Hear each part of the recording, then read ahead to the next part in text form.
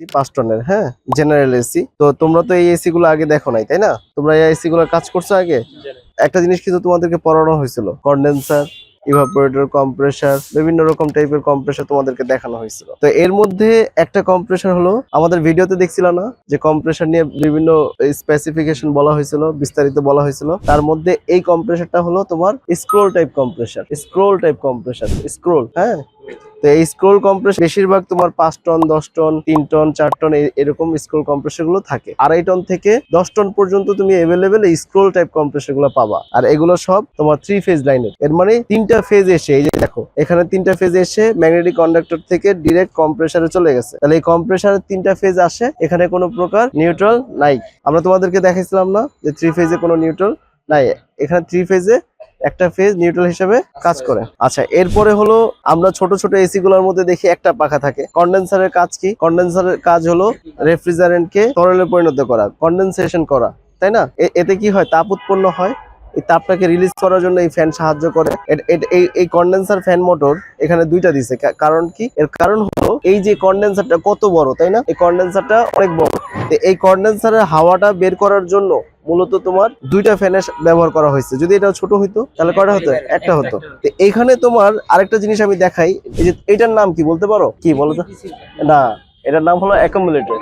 এটা কোন লাইনে লাগানো আছে? এটা সাকশন লাইনে লাগানো আছে। এই যে দেখো, এটাও কিন্তু একটা তোমার ছোট কম্প্রেসারের মতো একটা সাইজ, কিন্তু এটা কম্প্রেসার না, এটা একটা বোতলের মতো। বাট এটার নাম কি? কোথায় অ্যাকুমুলেটর থাকে কোথায় বলো তো? ইভাপোরেটর শেষে থেকে সাকশন লাইন পর্যন্ত, এর মধ্যে যে কোনো এক জায়গায় অ্যাকুমুলেটর থাকতে পারে।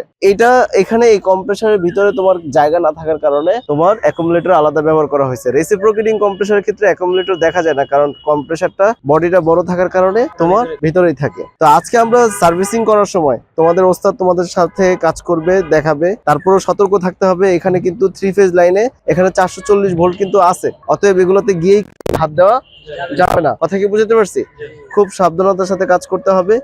এখানে কিন্তু তোমার এই যে আমাদের যে কন্ডেন্সারটা, এই যে এসিটা প্রায় 2 বছর ধরে পরিষ্কার করা হয়নি। এই কন্ডেন্সারের ভিতরে প্রচুর ময়লা জমেছে। এই ময়লার কারণে তোমার তাপ অপসারণ করতে পারে?